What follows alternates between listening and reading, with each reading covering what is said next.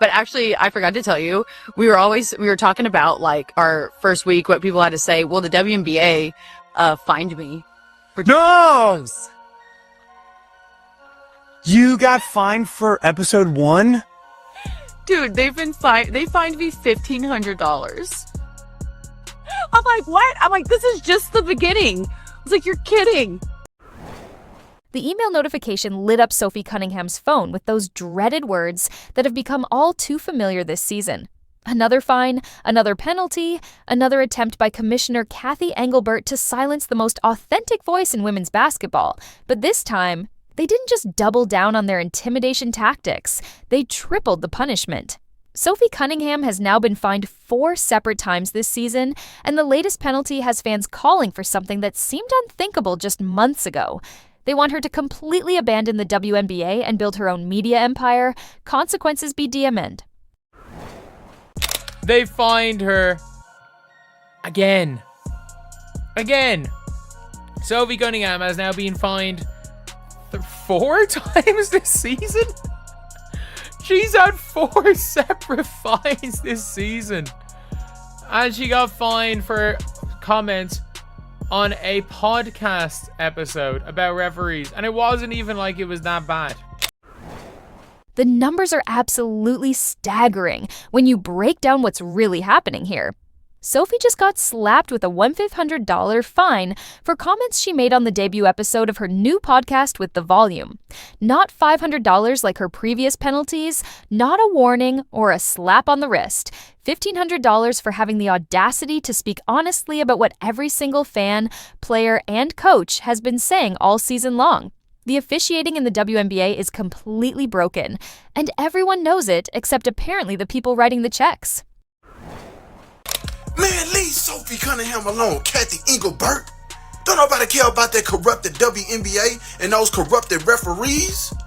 Y'all want to fine her $500. Why?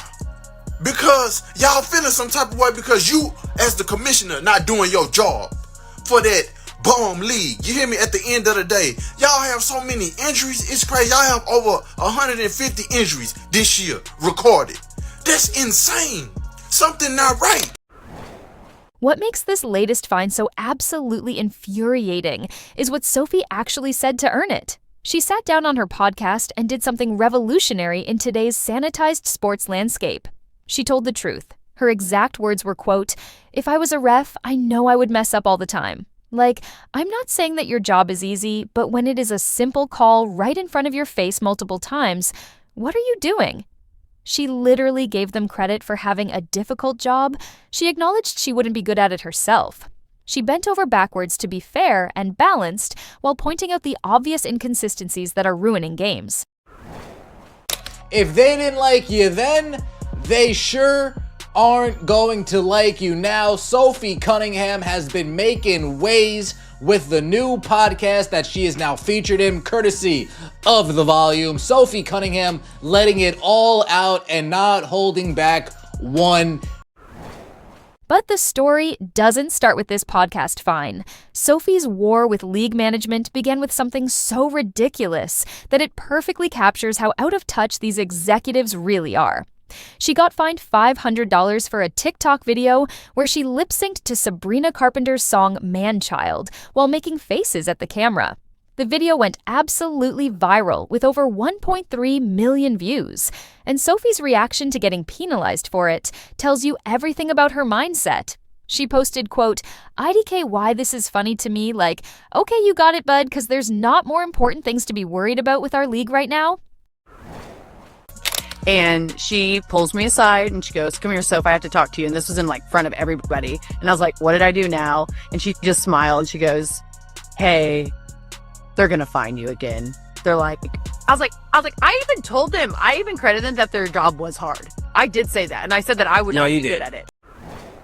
The pattern became crystal clear during the infamous Connecticut Sun brawl that turned Sophie into a folk hero overnight.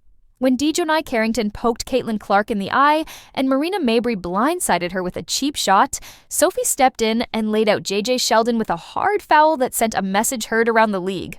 Mess with our superstar, and you'll deal with the enforcer. For protecting her teammate against targeted harassment, she got slapped with a $900 fine. Meanwhile, the players actually causing the violence barely faced any consequences at all. In the world of what they dealing with. So you telling me if I'm getting bullied, I can't make a video about it? You gonna punish me because I'm letting everybody know and the whole world know what's going on with me and that I'm crying out for help? So you gonna make me the bad guy? Let's do the math here because the financial impact reveals just how vindictive this really is. Sophie has been fined at least $2,900 this season across these documented incidents. $500 for the TikTok video, $900 for defending Caitlin Clark, and $500 for her podcast comments about officiating.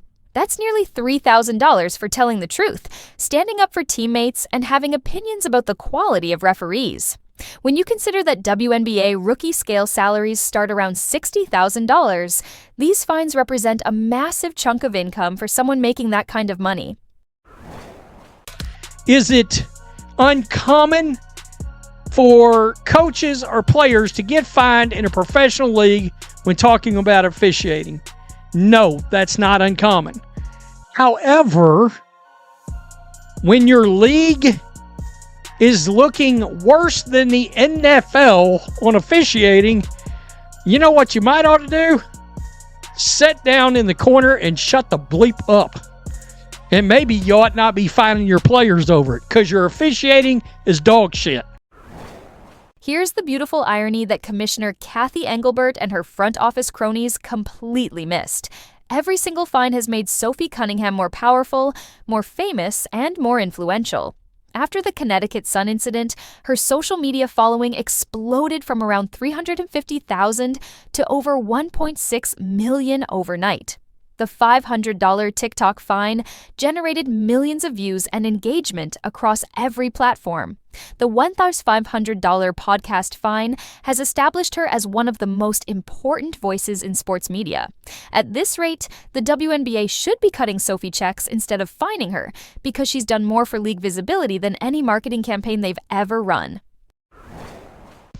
It wasn't that long ago that Sophie Cunningham made this little TikTok video.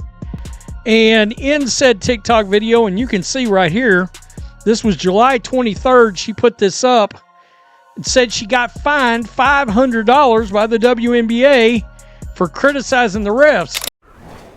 What makes Sophie's situation even more maddening is how her own teammates react to these penalties. When she got the news about the latest $1,500 fine, her teammates weren't surprised or supportive. They were terrified. Sophie revealed that everyone in her locker room is walking on eggshells, saying, quote, "Oh God, like what is she going to say next?" These are professional athletes who are scared to be associated with honesty because they might get penalized too. The fact that players are afraid to speak truthfully about their workplace conditions tells you everything about the toxic culture at the top of this league. After 6 years of anonymity, Sophie Cunningham has suddenly become a superstar this season. Why? How did she accomplish the previously unachievable? How did she become a star in a league that seems to be allergic to star power? To her credit, Sophie Cunningham used her brain. She noticed that the path to stardom had already been cleared for her. She emulated the strategy that was utilized by Draymond Green. The double standard is absolutely mind-blowing when you compare how the league treats Sophie versus players who actually cause problems on the court. She gets fined $1,500 for acknowledging that officiating is inconsistent while being respectful about it. Meanwhile, Marina Mabre, who could have seriously injured Caitlin Clark with her cheap shot, initially received just a technical foul that was only upgraded after massive public outcry. The message from Cathy Engelbert's WNBA is crystal clear. Speak truth about our failures and we'll financially destroy you, but actually harm players and will barely notice. But, I mean, here's the thing. Are the WNBA referees just kind of bad, especially this season? Yeah, they are. And I think they're just bad all around. You know, it's not even just like one player or one team or anything else like that. Like, they're just overall, like, really bad. But here's the thing, right? Here's what I think, and this is not just pertaining to the WNBA, but just any sports league that has some sort of referee or just some sort of refereeing official. I think after every game, there should be a post-game conference for the referees, just like how there are for the players. And like I said, not even just in the WNBA, but in all sports leagues, because some of the calls that are made, I genuinely look and I'm wondering if I'm watching the same game as the ref. Sophie's transformation from role player to media mogul happened because she understood something that league executives completely missed. Fans are desperate for authenticity in women's basketball. They don't want corporate speak and sanitized interviews where players say nothing of substance. They want someone willing to call out problems, even when it costs them money. Sophie's podcast with The Volume isn't just entertainment. It's become essential listening for anyone who wants unfiltered truth about what's really happening behind the scenes. You have seen players in our league try to like toughen up Caitlin. I know the talks that Phoenix had in the locker room of like, no, we're going to prove her, we're going to show her what the W really is. I'm like, what are people doing? It's just too much. Finally, someone who gets it. Finally, someone in the WNBA who understands this thing called business. The fan response to these fines tells the whole story about where public opinion stands. Every time Sophie posts about getting penalized, the comments are flooded with overwhelming support for her honesty and complete disgust with league management. Fans are literally telling her to abandon the WNBA entirely and speak her mind without worrying about Cathy Engelbert's intimidation tactics. One fan perfectly captured the sentiment saying, quote, "Leave Sophie Cunningham alone, Cathy Engelbert. Don't nobody care about that corrupted WNBA and those corrupted referees. Y'all want to find her 500? Why? Because y'all feeling some type of way because you as the commissioner not doing your job." She calls out the people out there who refuse to say Caitlin Clark is the face of the league. People who would rather say this person and that person. What about her? What about her? No, there is only one face of the WNBA. There's only one person that has casuals sitting down in front of a TV, glued to their sofa, watching the WNBA. Sophie Cunningham also. The real scandal isn't Sophie Cunningham criticizing referees or defending teammates.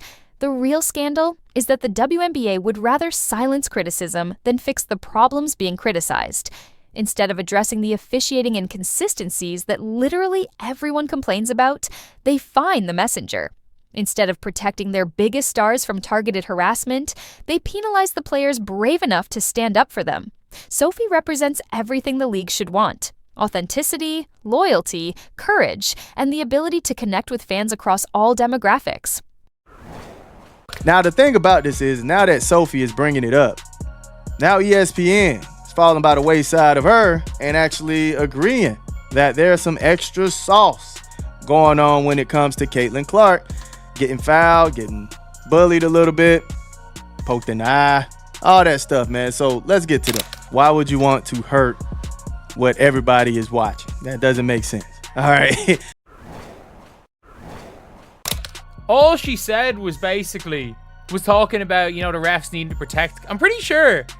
Was it not for her saying the refs need to protect Caitlin Clark?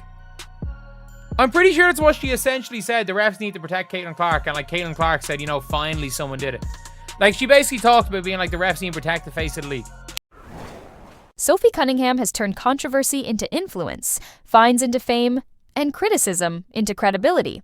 She's proven that speaking truth resonates more powerfully than any scripted media training could ever achieve. While other players calculate their words and worry about offending league officials, Sophie built a platform by being real. The question isn't whether she'll get fined again, because at this point it's practically guaranteed. The question is whether the WNBA will eventually realize they're creating their own worst enemy by trying to silence the most compelling voice in women's basketball. And based on everything we've seen so far, they're too stubborn and out of touch to figure that out anytime soon.